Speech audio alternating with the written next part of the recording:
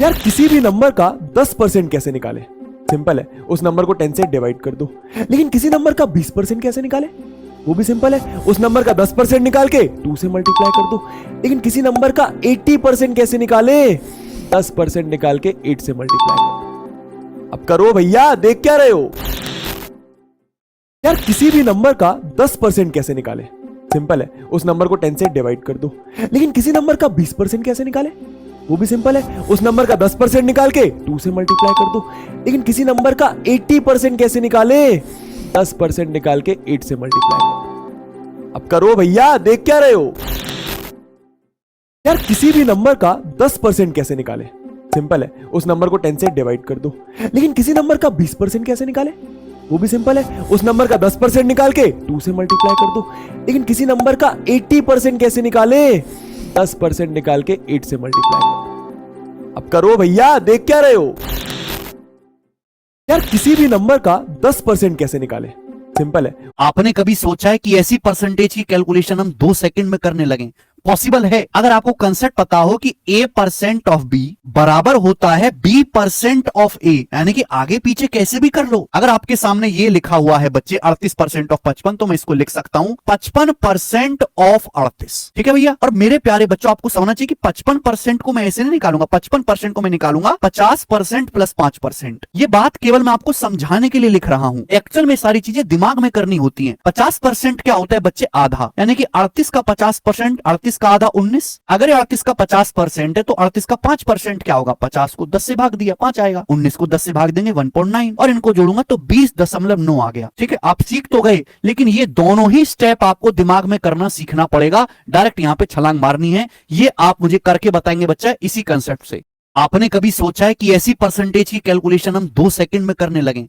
Possible है अगर आपको कंसेप्ट पता हो कि A% ऑफ B बराबर होता है B% ऑफ A, यानी कि आगे पीछे कैसे भी कर लो। अगर आपके सामने ये लिखा हुआ है बच्चे 38% ऑफ 55, तो मैं इसको लिख सकता हूं 55% ऑफ 38। ठीक है भैया। और मेरे प्यारे बच्चों, आपको समझना चाहिए कि 55% को मैं ऐसे नहीं निकालूंगा, 55% को मैं निकालूंगा 50% प्लस 5%। ये बात केवल मैं आपको समझाने के लिए लिख रहा हूं, एक्चुअल में सारी चीजें दिमाग में करनी होती है। 50% क्या होता है बच्चे? आधा, यानी कि 38 का 50%, 38 का आधा 19। अगर 38 का 50% है तो 38 का 5% क्या होगा? 50 को 10 से भाग दिया, 5 आएगा। 19 को 10 से भाग देंगे 1.9, और इनको जोड़ूंगा तो 20.9 आ गया। ठीक है, आप सीख तो गए, लेकिन ये दोनों ही स्टेप आपको दिमाग में करना सीखना पड़ेगा। डायरेक्ट यहां पे छलांग मारनी है, ये आप मुझे करके बताएंगे बच्चा इसी कंसेप्ट से। आपने कभी सोचा है कि ऐसी परसेंटेज की कैलकुलेशन हम 2 सेकंड में करने लगे?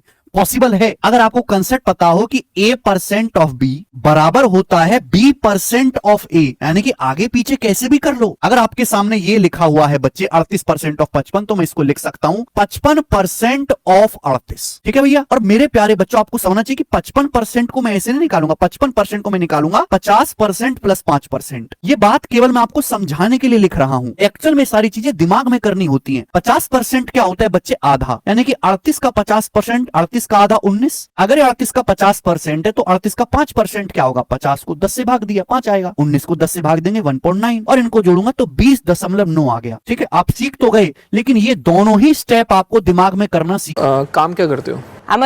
What is 6%? देखो मैं clear What is 6% of 107? 6 times 1 is 6 and 6 times 7 is 42, and we put point after 2 places. 6.42 is our answer. What is 6% of 107? 6 times 1 is 6 and 6 times 7 is 42, and we put point after 2 places. 6.42 is our answer. What is 6% of... देखो मैं clear बता दूं आपको कि मैंने TGL 5 बार निकाला है। मेरा लेवल इतना था कि मैंने